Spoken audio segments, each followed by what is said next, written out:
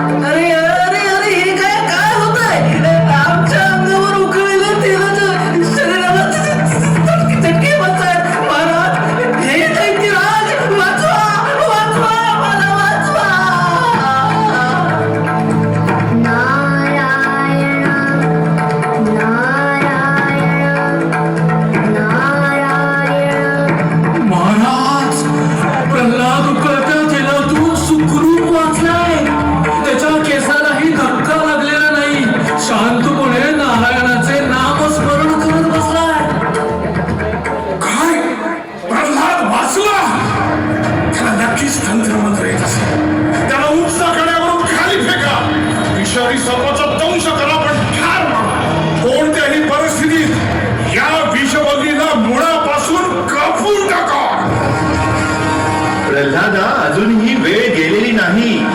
आपल्या पिताश्री दैत्य सम्राट हिरण्यकश्यपू यांना शरण जा आणि त्यांचे परमशत्रू विष्णूंचे नामस्मरण करणे सोडून दे. त्यांचे नामस्मरण कर.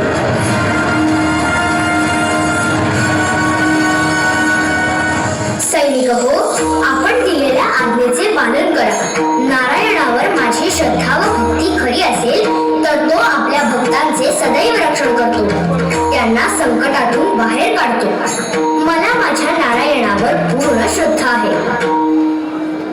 आम्ही कड्यावरून खाली ढकलले आहे. आतापर्यंत पशुपक्ष्यांनी त्याच्या शरीराचे भक्षणही केले असेल.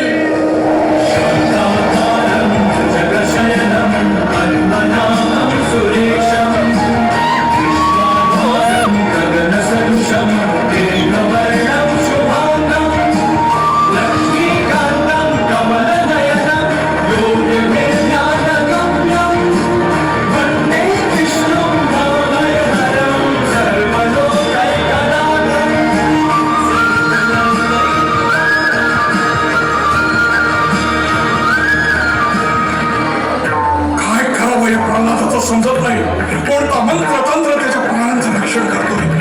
माझा हा सर्वात लहान पुत्र स्तंभासारख्या स्तब्ध असलेल्या समाजाला तो नारायणाच्या नावाने जाग करतो. त्यांना वैष्णव भक्तीच्या नावानं जगण्याचा मंत्र देतोय आणि आपल्या राज्याचा, दैत्यकुळाचा, आपल्या पित्याचा सर्वात मोठा शत्रू बनलाय.